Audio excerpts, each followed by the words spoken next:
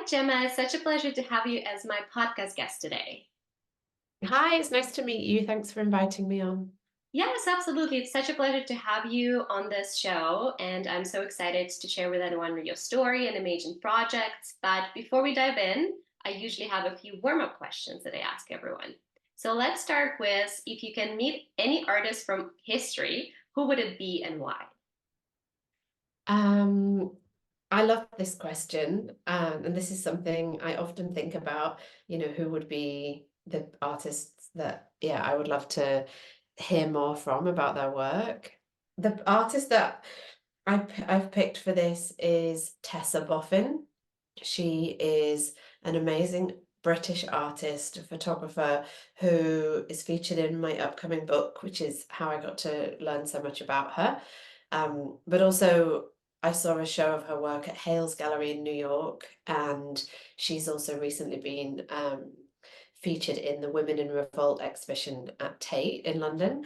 But she actually didn't make loads and loads of work because she died when she was in her very early 30s. But she made a lot of work that did a lot for lesbian visibility, and work around AIDS and like the safety around AIDS. And I think when I was doing my book, I realized just how many artists had been lost very young to AIDS, but she was one of the only women. um, yeah, and she in her short life or her short career, she it seems like became a really integral part of the queer art scene. She was very close with another British photographer called Sunil Gupta, and he actually manages her archive and her estate. But yeah, I think in that short time she had a big impact on a lot of people, and I just really have been thinking a lot about what more she could have done had she not died so young. Yeah, wonderful. I'm excited to do more research on her. Sounds like a fantastic artist. And if you can own any piece of art, regardless of price, what would it be? I also really love this question. Um, and I've been asked this question before, and I've always previously said the same artwork, which is Catherine Opie's self-portrait cutting, which is a photograph she made in 1993, where she's cut into her back a picture of two stick figure women in a house.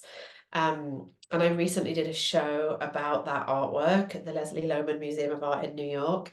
And actually, for that show, Kathy made a risograph of the image, and I now have that hanging in my house.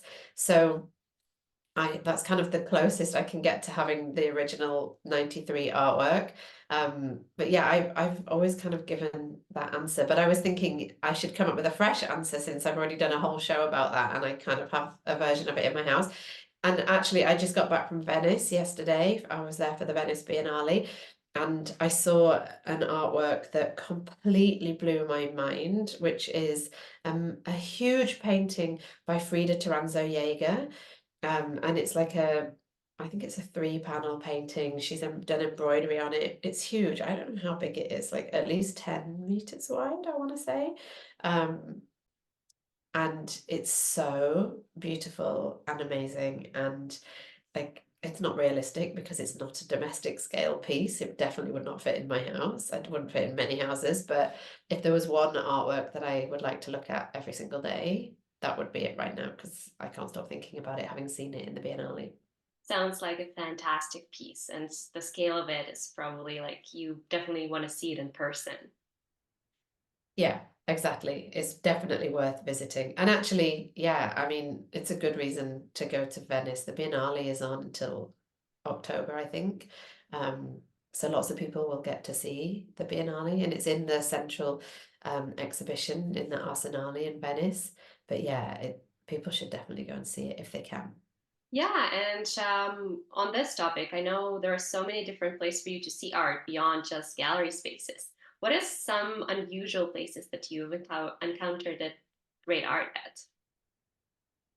at? This is a really hard question for me, actually. I think because I'm in so many art spaces. Like I see a lot of art, but I tend to see it in galleries, museums, studios, homes. Um, just having been in Italy, I think it's always worth remembering that churches have really beautiful art in them. I've been to Rome a couple of times in the last year and made sure I went to see some of the amazing pieces, you know, like the Leonardos that are hanging in the just casually hanging in the churches. So yeah, churches are always a great place. And I feel like slightly underrated for the quality of the art. And the art is often presented in like such fantastic and fabulous settings with like gold and candles and everything. But the other place that's like that is kind of less obvious that's come up for me recently. I have two young children, and the oldest one is 5. He just started school, and they're learning about so much brilliant contemporary art at school, which surprised me. And in yeah, my son's school, they have a big wall at the moment about Sonia Boyce and the British artist who represented Britain at the Venice Biennale 2 years ago. And another British artist called Labaina Himid. They have a big display about her. And they're two artists whose work I know, but seeing their work in a school setting and then seeing these kids interacting and making their own interpretations of that work was really moving for me and made me super excited about my kids being at school, because I don't remember doing interesting stuff like that in art when I was at school. Yeah, that's so true. And like I myself, I'm planning a trip to Italy in August, and I was like talking to my husband, we definitely need to go and see the churches. Like architecture itself is a form of art. And then what's inside of it, like it's just a wow, like how people were even able to produce those pieces, especially like scaffolding paintings and whatnot. It's such a Yeah.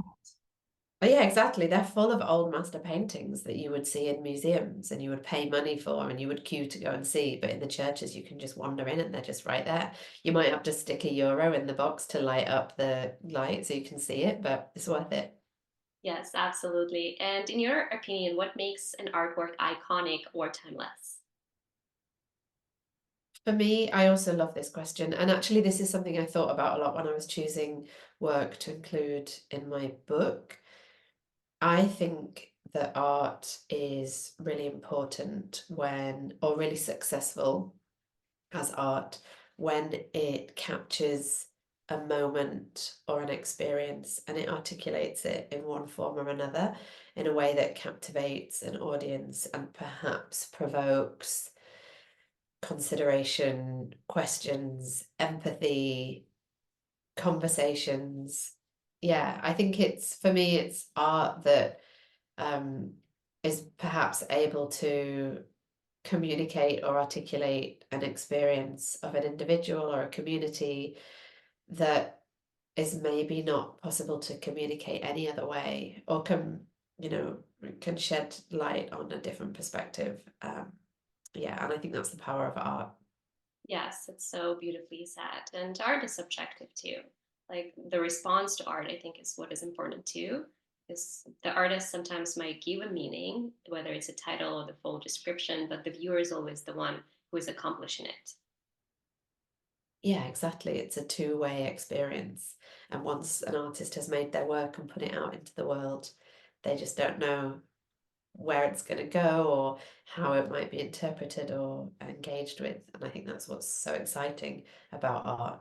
Also, I'm sure very nerve-wracking as an artist. Absolutely. And then let's go back in time a little bit and let's talk about what sparked your curiosity in art and how it evolved over time. Yeah, I was really lucky because my grandmother was very passionate about art. I grew up in Sheffield, in Yorkshire, in the north of England, and my grandmother had gone to art school in the 50s in Sheffield, and then she got offered a scholarship to come to London and go to the Slade and do a painting course. But instead of doing that, she got married to my granddad and went and worked in her parents' shoe shop, and she never went to art school beyond being a teenager. And she had many friends that did and that went on to, that she'd been at, like school with and that had gone on and had very successful careers as artists. John Hoyland was an artist that she was at school with. Um, and I often asked her, as I got older, I asked her about that and said, do you regret that you didn't go to art school? And she always says, no, because she had a perfect life and she had so much to be grateful for. However, she did a really good job of pushing me towards art and seeing that I was interested in it and just really encouraging that passion in me. And so when I was growing up, she would take me to galleries. We spent a lot of time at the Graves Gallery in Sheffield, looking at their collections and their temporary exhibitions. She would take me to Chatsworth House in Derbyshire when they had Sotheby's sales and displays of art there. You know, I really saw a lot of art with her, and I think that was, and we had a lot of very interesting conversations about art. And so I think that was, yeah, I know that was what really kind of lit that fire and kept the flame burning. And then when I went on to university, I actually went to university to study maths and artificial intelligence. I had originally applied to do fine art, and then my teachers and family and everybody had said, "Oh no, but you're so good at maths, you should definitely go and do maths." You know, people think that's a real, real career is on offer if you do maths. So I did that. Um, but I was lucky enough, I was at a Scottish university, I was able to pick up a minor subject, and my minor subject was art history. And I had never studied art history and I loved it so much. And I ended up changing my degree halfway through. And so I graduated with an art history degree rather than a maths degree, which was great and has worked for me. And, I worked in art and tech for 10 years or so. And so I feel like the maths part of my brain I've been able to use as well. And, now I work for myself, I run a business, and like everything I did with maths and AI is super important and comes in. But the art is the thing that gets me out of bed in the morning, and I love it so much. Yeah, it's so wonderful to hear that your life from like early on was so filled with art and conversations about art. And for all people listening, I do think you should bring your kids more often to galleries and museums. It opens up their imaginations first and most, and like even learning about other opinions, other worlds and cultures and everything. It's all can be done through art. Yeah, I couldn't agree more. I think I feel very privileged that I grew up with art, um, with access to art, going to galleries and museums. And my children are very lucky because of my job. Our house is full of art. They have lovely art in their bedrooms. They come with me to artist studios on the weekends. I mean, since they've been babies, they've been coming on studio visits with me. They've been to many, many galleries. Yeah, and it creates space for dialogue. And often, there's as a parent, you have to have so many tricky conversations while you're trying to help your kids learn about and navigate the world. And art really is a great platform for some of those tricky conversations. Absolutely. And one of the stories that I really liked when I was reading about you is when you were in art school, you decided to change your surname to Rolls-Bentley. It's kind of a response to a very elitist status of an art world. Tell us more about it. Yeah, I mean, this was kind of a joke that I don't know, that's stuck. Yeah, when I applied to do a master's at the Courtauld Institute in London, and my friend's mum, who worked in academia, said to my friend, "You need to tell Gemma she has to change her name." My name was just Bentley, and yeah, my friend's mum said, "You need to tell Gemma she has to change her name on Facebook because if they see all her party photos, they might not let her in." And so I changed it to Rolls-Bentley and as a joke. And then I did a couple of art projects. I did this big project where I was in a photographed by Tom Hunter in a picture with Kim Cattrall, and we did raised a lot of money to buy a couple of Titian paintings to stay in the National Galleries in Scotland, and it was a really great project. It was a project I was really proud of, and they printed my name as Rolls-Bentley, so then I was Googleable as Rolls-Bentley. And, I knew it was a name nobody would ever forget. And then when I left the Courtauld, I went and interned at Sotheby's. And I realized really quickly that so much of the art world was dominated by very privileged people, lots of posh people. I really felt like at Sotheby's I stuck out like a sore thumb. And I noticed people like interacting with my, like people couldn't figure it out. Like they'd hear my name and they'd think, oh, she must be posh. And then they'd meet me and realize I'm not posh at all. And then it just was kind of funny. And so then I just changed it by deed poll. It was kind of, yeah, it was a joke. And now it's not a joke. It's been my name for 20 years. It's my wife's name, our kids' name. Yeah, it's everybody's names. It's actually very inconvenient when you're trying to fill in forms. It's way too long. We have my wife's name on there as well. We're like, it's like the name is way too long, and the kids do not use Rolls-Bentley at school as their surnames. But yes, that's my name, and it's I don't know. It's funny. It's funny seeing people interact with that name and then meeting me and then being just so confused. Yeah, and I Yeah, what a story. And also talking about the different spectrum of the art world. Like you were working with Damien Hirst for a couple of years, and he's such a controversial and very commercial artist. What did you learn by working side by side with him? Oh, I learned so much. Yeah, I worked for Damien for nearly 6 years, right at the beginning of my career, straight from Sotheby's.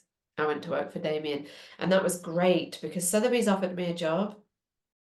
It was very underpaid. I was really going to struggle to survive in London on that salary. Um, but then Damien was looking for someone to work with him, and he asked Sotheby's for ideas, and they recommended me, and it was great because Damien is also from the north. He's from Leeds. Everybody that worked for him seemed much more like me than the people I'd worked with at Sotheby's, and yeah, it was kind of an interesting time for Damien. It was when they hired me to support with his big Tate exhibition. Um, and he had loads of stuff going on. He had during the time I was working for him, there was at one point over 200 people working for him. You know, it was a huge operation and lots of different components to his business. There was the studio. He opened Newport Street Gallery. That was one of the last things I did for Damien was help open Newport Street Gallery. Um, he had his own collection, Murder Me. He was running other criteria, the shops making prints. Yeah, I mean, there were so many different parts of his business. And while I was working for him, the kind of stuff that I did, I started out working on exhibitions, helping to coordinate exhibitions. And then I did a lot of his books with him, editing books. You know, that was great experience. I worked with the studio on production. I learned a lot there as well. You know, and he's very inspiring to be around. You know, he has really good ideas, and you know, I would sometimes send him a picture. I know he was interested in things like he was really interested in these pictures of like black holes and the solar system. And I remember sending him a picture of one that I'd seen in a newspaper, and he replied immediately and said, "Great, can you get some fact painters on this? Let's make it into a painting." Like it was really cool being close to him and seeing kind of his brain working at a million miles an hour and being able to like feed into that and feed off it. You know, it was a really exciting time. And I worked on the big show that he did in Venice, the treasures from the wreck of the Unbelievable, which was also a vast project, you know. People love to hate him, and he deliberately presses people's buttons, and it was cool being inside of that and seeing how it worked. And then my last couple of years working for him, I managed his gallery relationships, and I worked directly with clients who were buying his work. So I learned a lot about the commercial art world, the art market, built a lot of gallery relationships. Yeah, I had a really great time. He was really good to me. I Yeah, also I also learned a lot about what I wanted to change in the art world, like and uh, some of the bits that I didn't necessarily want to work in. Like I realized I didn't really want to maybe go and work at a gallery or an auction house. I would like to be working more directly with artists and trying to find ways to help those artists make a living from their practice and get their work out there. yeah. And for Damien Hirst, a lot of people see him as like a factory, quote unquote, because he produces so much. But I think we just need to admire what he came up with and what status he gained, and so many diverse projects that he's been working on. But also mention, like going back to what you mentioned, that you saw things that you want to change, and you've been curating exhibitions for the last 2 decades. And you're always thinking about diversity in art, especially representation of female and queer artists, right? Yeah, that's right. I did my MA. I did an MA at the Courtauld about post-communism and postmodernism, and I wrote my thesis about women involved in the Soviet punk movement in the 80s in Moscow. And through that, I think that was kind of one of the earliest things I did that made me look through a feminist lens, because there were so many amazing people making work. I mean, this was like obviously a very niche topic to be writing about. And it was a really male-dominated scene, and the men are the only ones you hear about. But when I really researched it and dug into it, there were so many amazing women who'd been doing cool stuff, but nobody was writing about them at all. And I actually had to go to Moscow and spend time with these women and hear more about what they did. And that just made me realize, I think, how much female artists have been overlooked through art history, you know. And when I was a student, the main book that we were given to read was Gombrich's Story of Art, you know, and that was over 20 years ago that I was studying, you know. And now we have Katie Hessel's alternative version of that that looks at women artists, you know. Like, a lot of work is being done now, which is great, but there's still so much to change, and it's taking a really long time, and it will take a really long time. And yeah, the first big project that I did was in 2012. I led a campaign for the Fawcett Society, which is the leading feminist network in the UK. And I came up with and led a campaign called the Art Audit. And I worked with a group of volunteers, and we literally counted the women artists that were being represented in commercial galleries, in museums, that were getting solo shows, that were on the front covers of magazines, that were in the auctions, that were in public art. And yeah, I mean, the numbers were just so bad. The secondary market is just appalling because you're dealing with historical stuff, and there's so much to catch up on. You know, there were many auctions that had 0% women artists. Um, and then in the galleries and museums around that time, 10 years ago, 12 years ago now, it was like averaging between 20 and 33% women. But there were many, many galleries that had staged no shows by women and didn't represent any women. Whereas now, I don't think you'd find that. Like, now, I don't think a gallery can get away with not representing any non-male artists.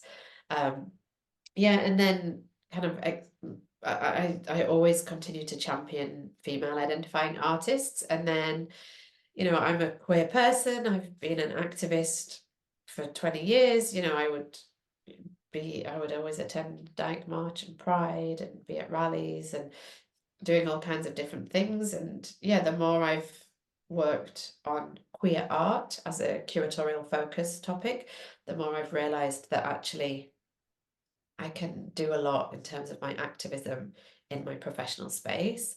And that's something that I feel extremely privileged to be able to do, because I'm working with artists who deeply inspire me and whose work I love, but I'm getting to explore topics that I really care about, that I want to change. You know, I work with a lot of trans and gender non-conforming artists, you know, and those communities are getting, you know, don't get enough visibility, they don't get good visibility.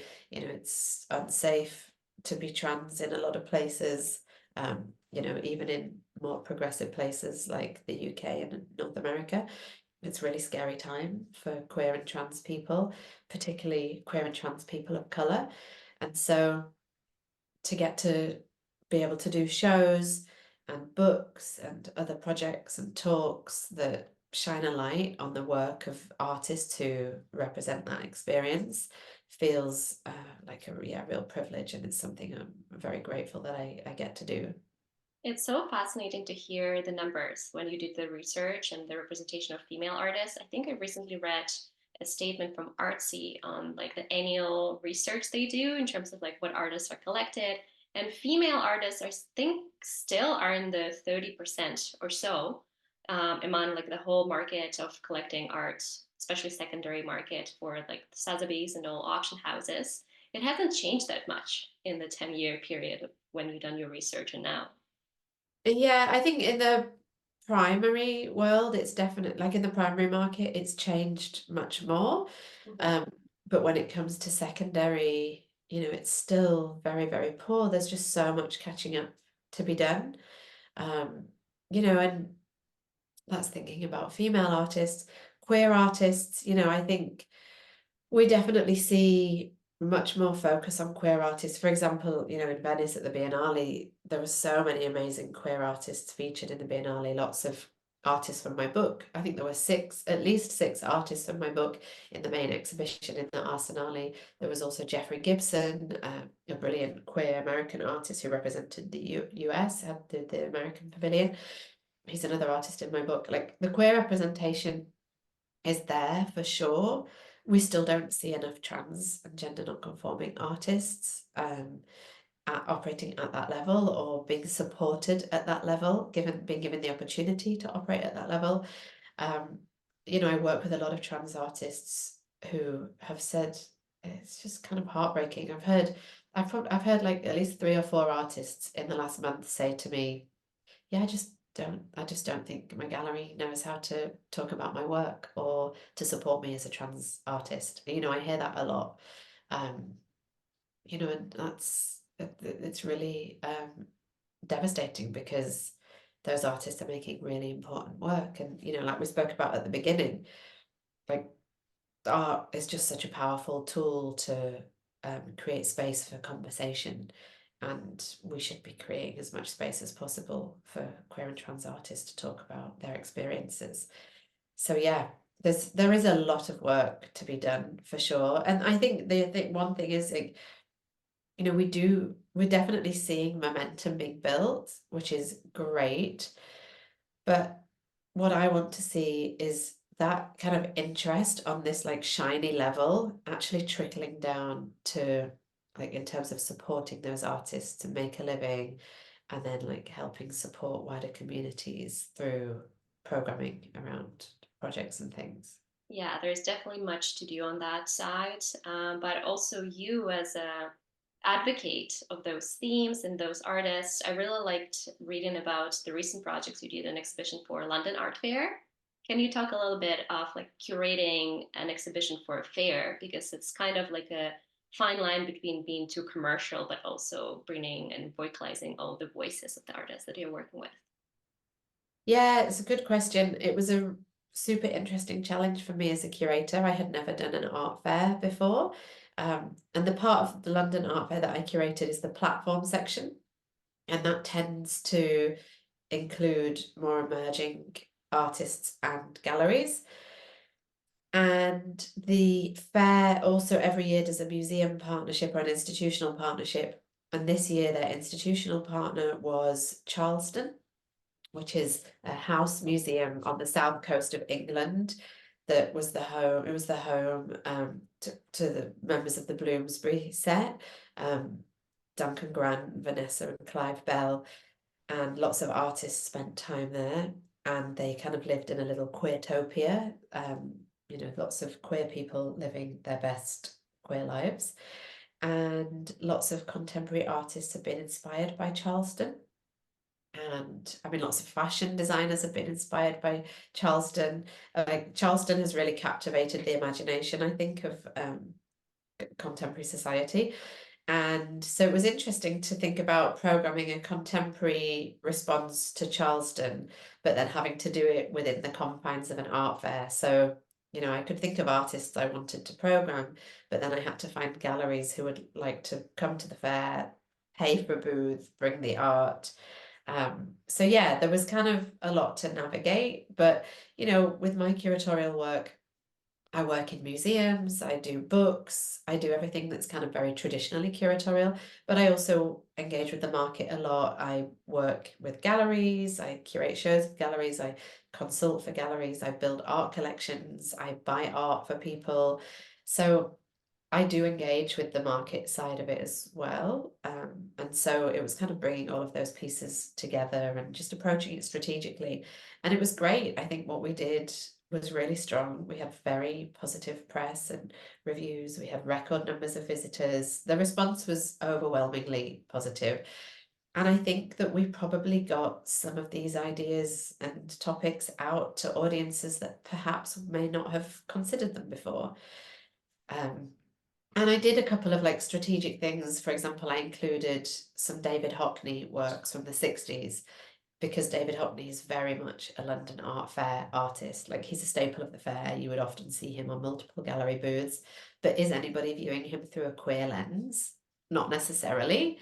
And I had etchings that he made of the Cavaphy poems, and they're literally images of two boys in bed together. Like they were extremely explicitly gay. And I think it was it was quite an effective way to bring the audience in. I've kind of thought of Hockney as like my gateway drug of the queer artists to get people engaged in that conversation. Yeah, and you're definitely right. Like when I was researching before this interview, there were so many different media features of the show and so many positive feedback. And I'm really great. Like it's great to hear that a lot of people came, a lot of people engaged with the work, was opened their minds to the conversations and whatnot. And you mentioned that you curate collections for organizations. So recently, you partnered with Soho House to do their art programming for one of the locations, right? Tell us more about it. Yeah, that was a really lovely project. Soho House opened a new house in Brighton on the south coast of England called the Brighton Beach House. And Brighton is the queer hub of England. It has been for a very long time. Actually, the queer history in Brighton dates back to the Napoleonic War. The sailors came to Brighton, so the gays came to Brighton and they stayed. And it's been a safe haven for LGBTQIA plus communities for a really long time. And so Kate Bryan, who heads up the collection for Soho House, who does brilliant work around diversity, wanted to have good LGBTQIA plus representation at the house. And so she brought me in as somebody who could curate a collection of queer art. And yeah, what we built was amazing. I called it the Brighton Beacon Collection because I wanted to think about Brighton as a coastal town that operates as a beacon to queer people. Like a lot of people have moved there to find kind of safety and community. I have a very good close friend who is about to turn 91, and he moved to Brighton in the 50s and set up the first gay cafe in the lanes in Brighton. And I've heard a lot of his stories and about kind of he moved there when it was still illegal to be gay. Him and his partner had separate bedrooms for their entire kind of coupled life. But Brighton, they were able to thrive and live their best lives in Brighton. And I kind of just wanted to pay tribute to him and other people like him. And artists really responded to the theme. Everybody I invited to be part of the collection said yes. Even people like Christina Qualls, who had nothing available because they're such in-demand artists, wanted to be part of it. Like Christina made a new drawing just so she could be part of the collection. Catherine Opie, we have a very important 1993 portrait of her friend Pigpen that's really a museum piece that was in there. We have an Isaac Julian still from his 1989 film Looking for Langston. This Wolfgang Tillmans gave me a poster that he'd made for the gay games in Amsterdam in the 90s. It was from his archive. People gave us very, very special works. And I'm really proud of that collection. It's an amazing group of work, and people when they go there can really, I think, engage with the work and see it all kind of gathered. It's the largest permanent display of queer art in the UK, so the art newspaper wrote, which I did not realize I was building and I did not set out to build. And it's great that Soho House did that. I would love to see a museum do something similar with somewhere that's open to the public. um, Yes. yeah. So true. And you mentioned Isaac Julian. Like, I love his work. He used to have, I think it was maybe like 6 or 7 years ago, he had a show in Toronto in the Royal Ontario Museum. And I was doing my master's at that time. So we were like part of the project of talking to him, hearing his story, and his work is so powerful. Yeah, it is. He's very important. He's a really, really important voice. And actually, you know, the work that he was making in the late 80s and early 90s was very radical and has really stood the test of time. You know, I think, yeah, a lot of his work, Looking for Langston, Young Soul Rebels, like it's really important work, and he continues to make really important work. And he's having a moment, which is great. You know, I think he's finally being recognized at the right level. He had a beautiful retrospective at Tate Britain last year. He was recently honored by the Whitechapel Gallery as their like honoree for their gala. Um, he's got a couple of shows opening in New York next month. Yeah, he's really being recognized and celebrated, which is Yeah. great. And he also wrote the foreword for my book, which I was really grateful for. A really lovely foreword from him, you know, and he's been doing this for a long time, so he was the perfect person to write that foreword for me. Yeah, and we had, I think it was a multi-panel film where he was talking about migration and all everything that associated with that theme. And that brings me to the next question about the podcast series that you did, titled Dreaming of Home. And it's such an important question of home and how people associate home with what they associate it with. Like me, myself, being an immigrant to Canada, I still have strong ties to back home, Russia, but also like I've been living here for over 12 years. And for me, like I'm in between still. Tell us more about that project.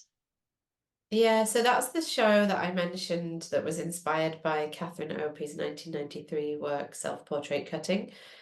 And I curated the show at Leslie Lohman Museum of Art in New York, and then they produced this podcast series to go alongside. And the show had 20 artists from around the world, and I wanted to reflect on what home means to people. You know, like you shared, migration, it can be a consideration there. Um, I had lots of artists in the show who were thinking about finding home within a community, feeling at home in your own body, the safety of home, kind of, you know, the long-term dreams of home, or like the kind of historical memories of home. Like home, it's just a very powerful topic. And yeah, I had great artists in that show who made work from video to painting, sculpture, photography, and they all had really different, very interesting stories to share. And so that's why we did the podcast. So there's one episode is myself and a couple of the team members from Leslie Lohman talking about raising queer families. Then there's an episode that's just me and Kathy in conversation. And then there are 7 episodes where it's myself and 2 artists from the show in conversation. Because again, I wanted to bring together some of those artists and yeah, get them in dialogue, which was great. Yes, so you've done so many different shows and curation in general in different settings, from galleries to museums and private spaces, businesses, and whatnot. Have you ever received a really bad, like big pushback from organizations of like, we don't want to do as much of a diverse collection? Yeah, good question. No, I don't think I have. I think most people know that they need to support those artists. You know, if I'm building a collection for somebody, whether it's an individual or a brand or a business, like I will only do it if our values are aligned. Like I say no a lot more than I say yes. And that's not really that I've had pushback, it's just people have asked me to build a collection for them. I hear what their goals are, and I know that those goals don't align with how I work, and so I say no. Um, Whereas when I do work with somebody on building a collection, it's because they want to support queer artists or female artists, or I'm building a collection at the moment that's going to be in the old Granada Studios in Manchester, and that's for a hotel group. And I said to them, I just want to acquire work by artists from the north of England because those artists have a lot less opportunities. And they were totally on board with that. So that's what we're doing. So yeah, I haven't really had pushback. I once did a project for Artsy when I was still working at Artsy. I curated a group of queer artists for Pride, and they put it on Instagram, and they have a very big following on Instagram. And there was quite a lot of homophobia in the comments. And that was very interesting to see. And I remember there being an internal conversation about, what do we do about that response and those comments? Do we delete them? Do we respond to them? Um, and I felt very strongly that we shouldn't delete them because, I think a lot of us live in a bubble. Like, I work really hard to build a community of like-minded people around myself, my family, my children, people I work with. I'm conscious I'm in a bubble. I think it's really important to be reminded that other people have got different ideas and there's still work to be done. And there's a lot of fear or confusion around LGBTQIA plus people. And so leaving those comments on there felt important. And actually, there was an amazing artist who's now a good friend of mine who we included in that project called T.M. Davy. He's a New York based painter, and he commented, he engaged in dialogue with some of those comments, and he told me recently that had been a quite transformative and in the end positive experience for him, because he'd had a dialogue with people about why he made this work, and I think people kind of came around to his perspective because he was very open with them. So I don't personally think Instagram is always the best place to be having like these nuanced and potentially like heated conversations. But I think in that instance, it was quite positive. And yeah, it's always important to be reminded that not everybody thinks the same as us. Yeah, and I think it's so true for Instagram in general. Like every time I go and do research on different galleries or art organizations, there will be comments like, oh, my child can make this, or like, what a terrible work. And again, art is so subjective, but, and it's also a question for galleries. Most of the time, I see them delete those comments after. That's a bit sad for me because we should have an open conversation. Yeah, I think so too. And in terms of maybe for all the listeners and watchers hearing us right now, give us top or your three favorite emerging queer artists and established artists that you would like to share and for them to do more research on. I love this question. I'm always happy to share artists that I love. And actually, it's hard to narrow it down to three and three. Okay, emerging artists who I love and I'm looking at a lot at the moment. Rini Matic, they are a photographer, British photographer. They had a beautiful show at South London Gallery last year. Um, they they actually have a whole wall in the Tate Britain rehang. There's a room in the new rehang that's called The State We're In, and they have a whole wall in there, and they were the youngest artist to be acquired by Tate, and I think their work is absolutely incredible. So that's one to look at. Danielle Brathwaite Shirley, she just had a show at Studio Voltaire in London. Her medium is video games and online platforms. She makes her work is mostly about her experience as a Black trans feminine person, and she's also a mother.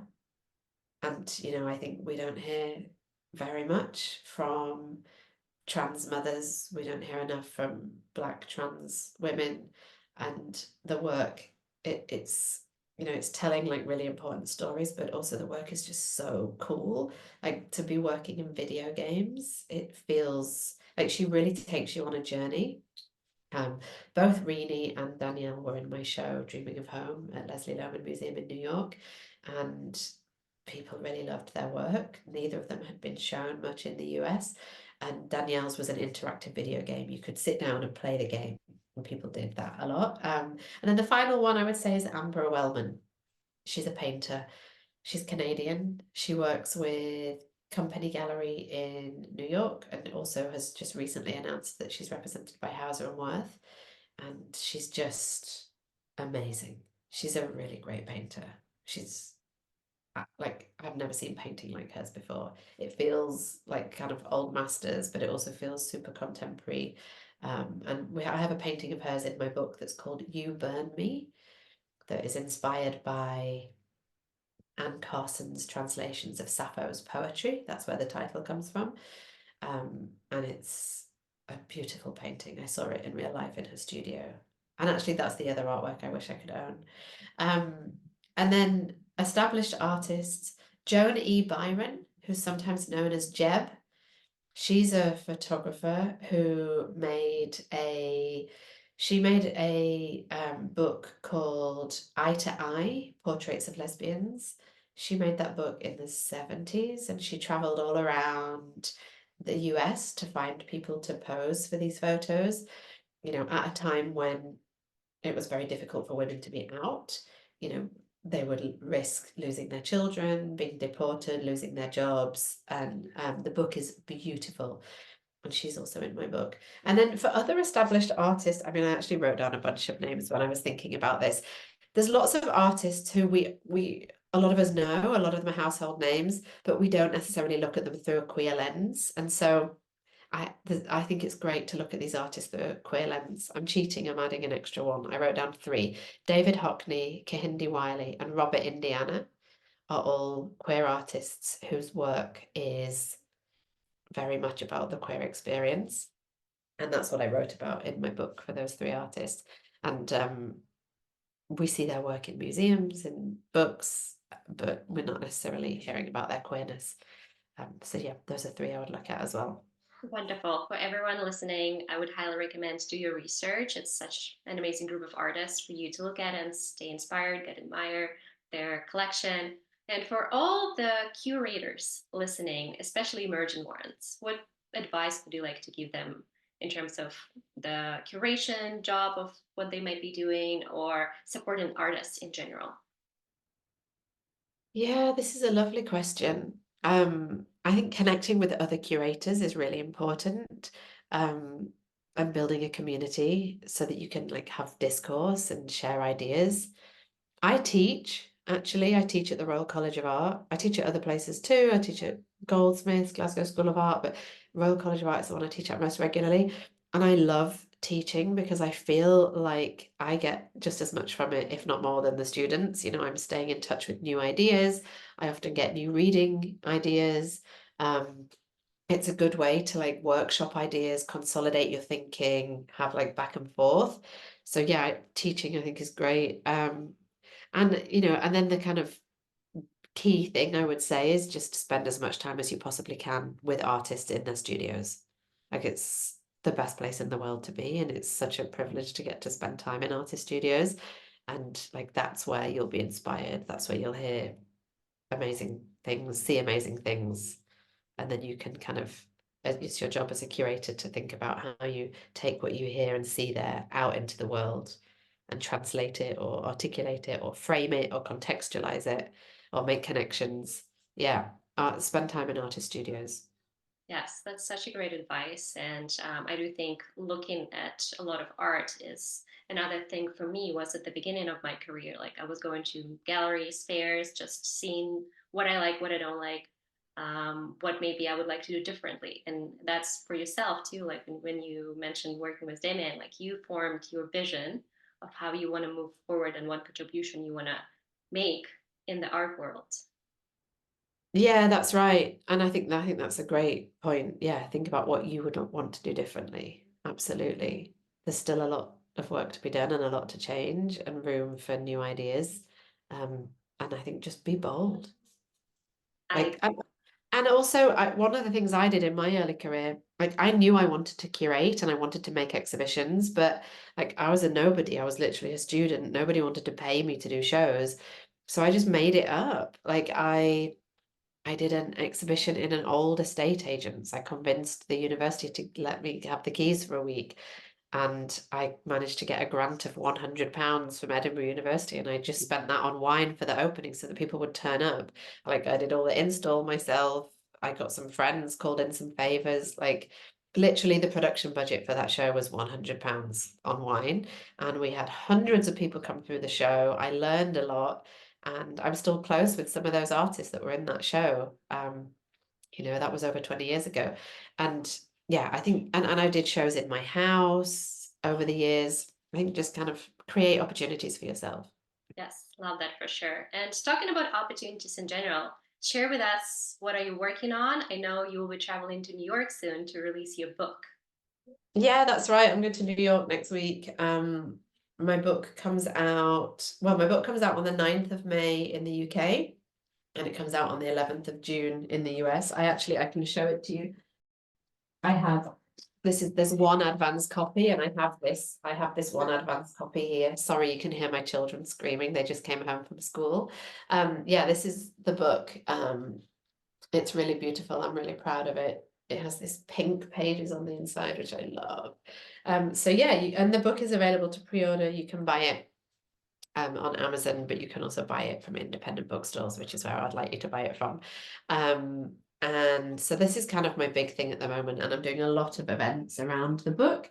I'm doing a lot of events in the UK and the US at the moment, and then maybe further afield beyond that. And then I'm curating 3 shows this year as well. I'm curating a show in London in July.